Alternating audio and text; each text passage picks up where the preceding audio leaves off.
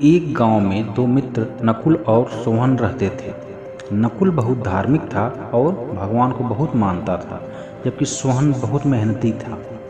एक बार दोनों ने मिलकर 1 बीघा जमीन खरीदी, जिससे वह बहुत फसल उगाकर अपना घर बनाना चाहते थे।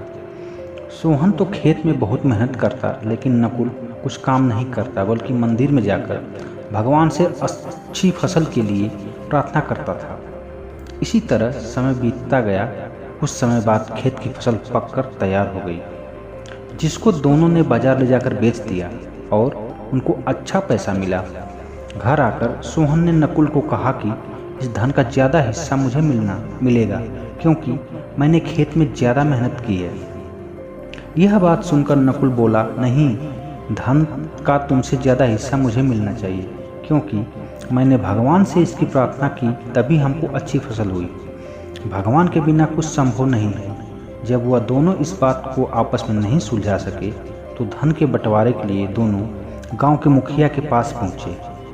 मुखिया ने दोनों की बात सुनकर उन दोनों को एक एक बोरा चावल का दिया, जिसमें कंकड़ मिले हुए थे।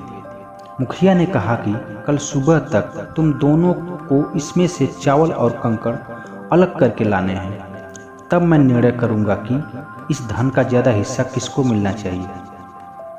दोनों चावल की बोरी लेकर अपने घर चले गए। सोहन ने रात भर जागकर चावल और कंकड़ को अलग किया, लेकिन नकुल चावल की बोरी को लेकर मंदिर में गया और भगवान से चावल में कंकड़ अलग करने की प्रार्थना की। अगले दिन सुबह सोहन जितने चावल और कंकड़ अलग कर सका, उसको ले जाकर मुखिया के पास गया, जिससे देखकर मुखिया खुश हुआ।